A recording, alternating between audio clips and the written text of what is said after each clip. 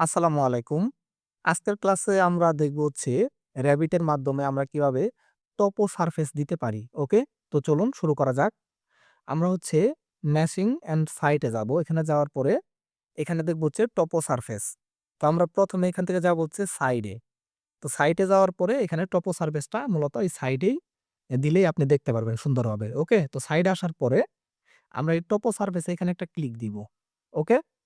Click দেওয়ার পর আমরা যদি এরকম করে ক্লিক দেই দেখেন, এরকম করে ক্লিক দিলাম। ক্লিক দেওয়ার পরে এটা কিন্তু কোনো লেভেল হয় নাই। আপনি যদি এখানে হচ্ছে পয়েন্ট দেন, যেমন হচ্ছে এখানে ১ ফিট করে দিলাম, ওকে?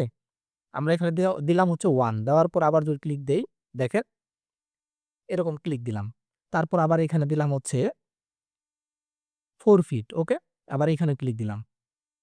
দেওয়ার পরে এখানে আবার দিলাম হচ্ছে 5, 5 দেওয়ার পর আবার যদি ক্লিক দেই দেখেন এদিকে ৫ ফিট উঁচা হবে। তো আমরা যদি হচ্ছে এখন 3D তে আসি, 3D তে আসার পরে এখান থেকে হচ্ছে আমরা এটাকে ঠিক করে দেই যেন দেখতে সুবিধা হয়। ওকে?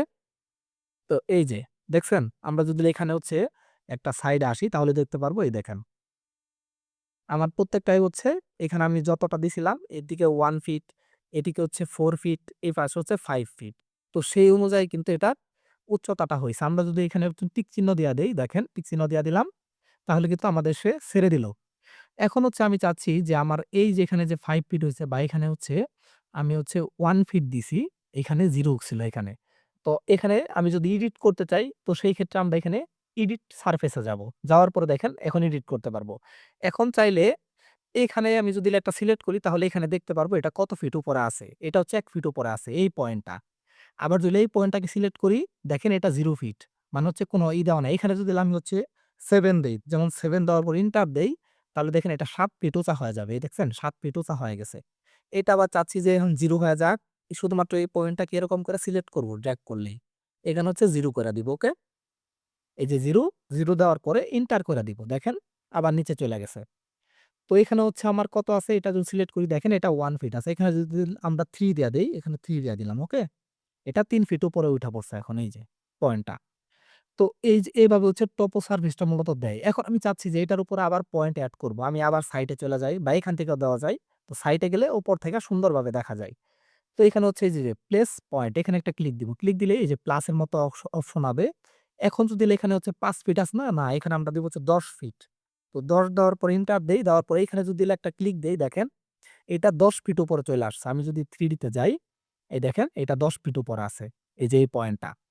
এখানে যদি আবার সাইডে ক্লিক দেই, এদিকেও ১০ ফিট হবে। দেখেন এই যে। বুঝতে পারছেন? এরকম।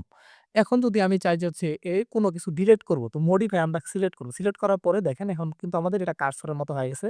আমরা চাইলে কোনো পয়েন্ট ডিলিট করতে পারি। যেমন এটা যদি আমি সিলেক্ট করি, সিলেক্ট করার পরে কিছুই করতে হবে না। জাস্ট ডিলিট এ ক্লিক দিতে হবে। ডিলিট। ডিলিট এ ক্লিক দিলে এই পয়েন্টটা ডিলিট হয়ে গেছে। দেখছেন? এই যে একটা পয়েন্টই আছে।